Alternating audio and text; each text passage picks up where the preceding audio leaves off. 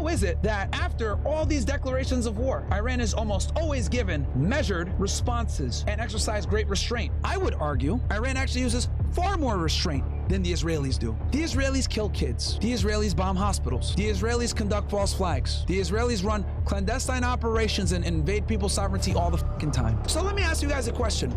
Given all the facts I provided for you guys in full context, you guys actually know, and it's not the fucking Zionist-run Western media, who actually has more restraint? The crazy Iranian theocrats or the bloodthirsty fucking Israelis? The MAGA movement has always been a movement that explicitly did not want to keep involving our sons and daughters in the Middle East. So we have not changed that position. If AOC was always and that's what Trump campaigned on. War, then she should have thrown on a red hat in 2020 and in 2015 and joined the MAGA movement. That would have been fantastic. But are you saying America should never use any military action? You're on the same side as Greta Thunberg when it comes to the Palestinians being murdered every day. Are you saying? I'm aligned. Okay, but are you saying that America should never use any military action then? No. I'm not saying America can never use any military action. In fact, what I said earlier was what I'll say is in most situations, it doesn't warrant military action. Could get behind a regime change in Israel because I think it would fix a lot of issues that are happening and that has been happening to America over time. That would never happen, but that's a good idea. Like but why wouldn't you want it in Iran? I mean, Israel won't even let the IAEA inspect their nuclear bombs. That's why they have their unacknowledged program to this day. Look, I'm reading an Amnesty International report from 2024. Because Iran is not negatively impacting. I'm answering your question because Iran's regime is not negatively impacting America on a day-to-day basis. When the leader of Iran says death to America, why does... Bro, they love to use this fucking quote. Guys, this is one of the okay, debate 101 with Zionists. This is one of the chief arguments that the Zionists utilize to justify and rationalize war. It's very simple. A lot of people say death to America. A lot of people hate the United States. A lot of people do. Okay? And if you guys understood the history of the Middle East, you would see why everyone in the Middle East says this. Instead of being like, you know what? We need to go ahead and take preemptive attack against these guys because they make a fucking chant saying death to America. How about we fix the problem, exercise diplomacy, exercise peace, and figure out why they say death to America? Oh, it's our foreign policy with Israel. Okay, cool. All right, let's just stop, like, giving them aid. Instantly, overnight, that death to America chant would evaporate. But they don't want that. They don't want that because they know that they need them to say death to America as well so that Israel can sit there and say, look, see, they're saying death to America too, bro. We need money. We need to go to war. Look, they're saying death to America. Bro, 1 million countries hate America interventionism. 1 million countries do.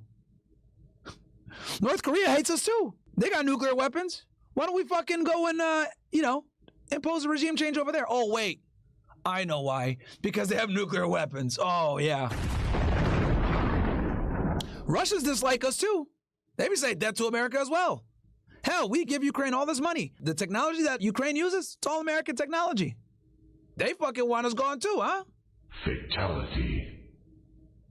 We're not trying to start a direct war with Russia. Why? Because they got nuclear weapons. So it's this bullshit pick and choose of outrage, selective outrage. Because here's the other thing too. Let me really cook here, right? If you ask the common neocon, right, slash pro-war supporter, pro-Israel has a right to defend itself, etc., right? And you talk to them about Iran, they're going to tell you the same thing. It's going to be a mix of pretty much this, in sum and substance. They're a violent theocracy that doesn't believe in human rights, treats women poorly, beats them in the streets, has no democracy. They're radicals. They want to destroy the world. They want to get rid of Israel. They want to eliminate the West, and they want to go ahead and, have someone come. The mullahs are wild, crazy theocrats. That's what they say. Right? That is a general argument that you're going to get from the pro-Israel / pro-war crowd, right? They're a proxy. They're the biggest state sponsor of terrorism in the Middle East. They start problems. They constantly threaten Israel, and by definition, also threaten the United States. They want to assassinate Donald Trump, crazy theocrats, etc. I think I've covered it all there, right, chat? Pretty much all the main talking points. They chant death to America. They chant death to Israel. They call Israel little Satan. They call America big Satan. I think I've covered all of it. Those are all the talking points that they used, right? Or they use. Now, if they're as crazy as people say, and we should believe them, well, let me ask you this. Then why didn't we believe them when they said they don't have nuclear weapons, right? Why don't we believe them when they said that? I'll take it a step further. If they're as crazy as we claim, When we killed Qasem Soleimani in 2020, why didn't they aggressively retaliate?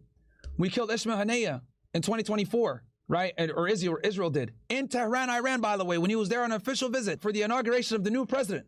We assassinated him in their capital, okay? Israel did. Why wasn't there a wild retaliation from that? When they killed Fuad Shukr, why wasn't there a crazy retaliation from that? The day before or after Ismail Haniyeh. When they killed Hassan Nasrallah, the head of Hezbollah, why wasn't there wild retaliation after that?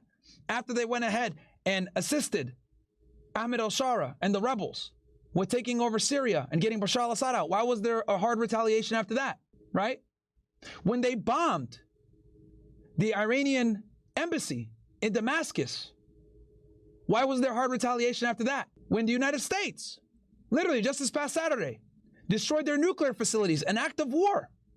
Also, when Israel launched a preemptive attack during the middle of negotiations, Operation Rising Lions, where they had Mossad operatives behind enemy lines, destroying the air defense, assassinating generals, assassinating scientists, in the middle of diplomacy. And then on top of that, United States dropping bombs all across their nuclear facilities.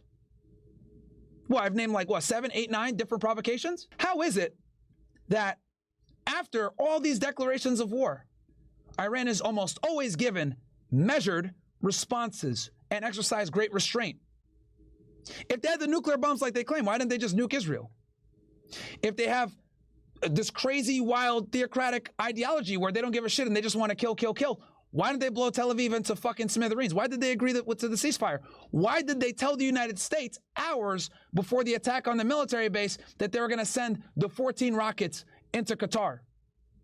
And no one died, no fucking missiles hit, one hit on the side and did 0 damage.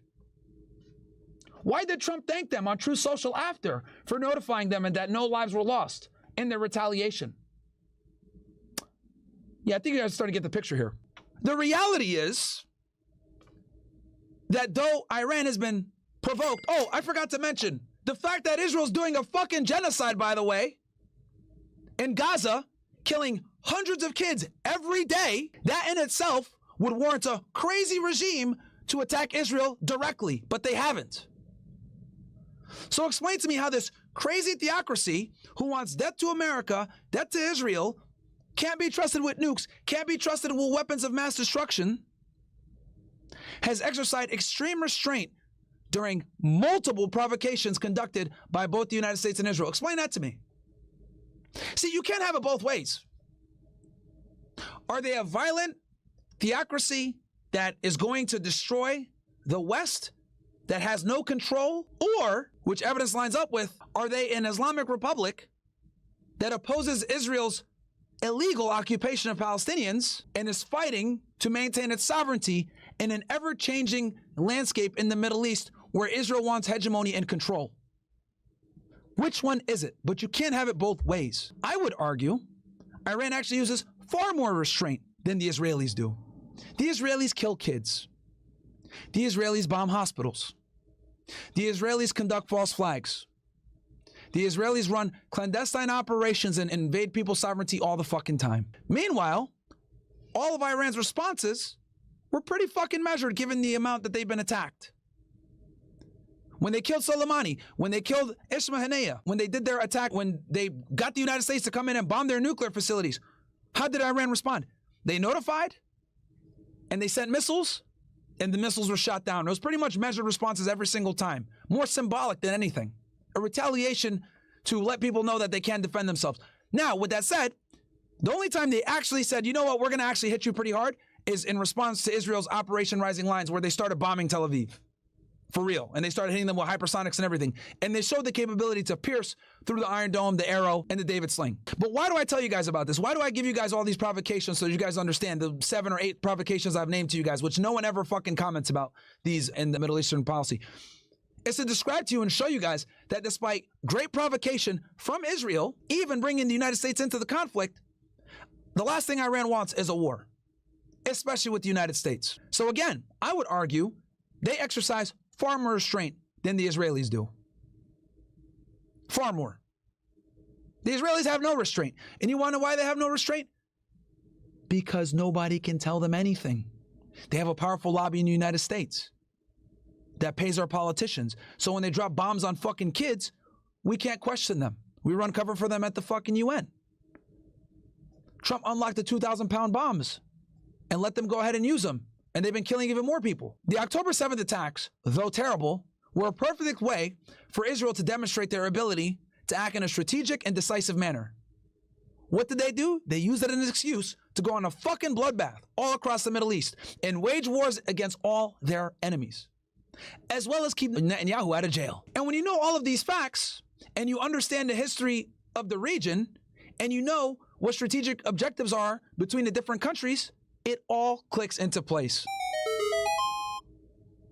Let's go ahead and label the Iranian regime as wild theocrats that are terrorists that want to kill us, despite the fact that we've done a whole bunch of provocative shit and they actually haven't instituted a burn all the ships policy back on us. But when we were provoked and Hamas attacked us, we fucking leveled the city. Tells me who has more restraint. Tell me who should actually be more responsible, or who would be more responsible more than likely with nuclear weapons. Is it Israel? The country that blackmailed Richard fucking Nixon and told him that if you don't give us a fucking airlift, we are going to blow up the Arab world with the nuclear weapons that are unacknowledged, by the way. When Golda Meir fucking called his ass and said, hey, you better give us this fucking airlift or else. Back in 1973, bitched his ass. And then what proceeded after that was the biggest airlift in fucking history and allowed the Israelis to win the Yom Kippur War when they're getting their asses handed to them. So let me ask you guys a question. Given all the facts I provided for you guys in full context, you guys actually know, and it's not the fucking Zionist-run Western media, who actually has more restraint? The crazy Iranian theocrats or the bloodthirsty fucking Israelis? Because they never talk about what I just told you guys. I have to go ahead and do these monologues and deliver them to you because a lot of you guys don't even know this shit. And they don't want you to know this shit by design. There's a reason why speech like this is suppressed. There's a reason why they'll sit there and say, you're a sympathizer with that. It's not that I'm a sympathizer. I just know both sides. And when you understand both sides, you realize none of you motherfuckers should have nuclear weapons. If we're going to be honest, neither of them should have nuclear weapons. But I will go ahead and say it. If I had to pick one country to have a nuclear bomb, either Israel or Iran, I think Iran would be more responsible with nuclear weapons than Israel would be. Because Israel's already demonstrated that they can't be trusted with the fucking nuclear weapons. They've already demonstrated that. A prime minister calling the sitting president of the United States and threatening him to use nuclear weapons if aid doesn't come is a gross abuse of our relationship. Israel going ahead and doing false flags and meeting with separatist groups in Iran like Jundullah back in the early 2000s, posing as CIA officers to get them to attack the city of Iran for Israel's benefit while cosplaying as American citizens and CIA officers is a fucking problem. Luckily, Iranian intelligence figured out that these Jundullah separatists found out that they thought that they were Israelis and a crisis was averted. But do you guys see where I'm going with this? These are just a couple of examples of Israel's reckless fucking foreign policy, and these guys have nuclear weapons and they're doing a genocide. Does Iran have 2 million people confined to a space, bombing them relentlessly, not giving them food, 70% of the casualties being kids? Last time I checked, I don't think so. Israel's doing that. The only difference is that we have a bunch of lobbyists here that tell you to look the other way. We have a bunch of lobbyists here that control the social media platforms that try to get this shit suppressed.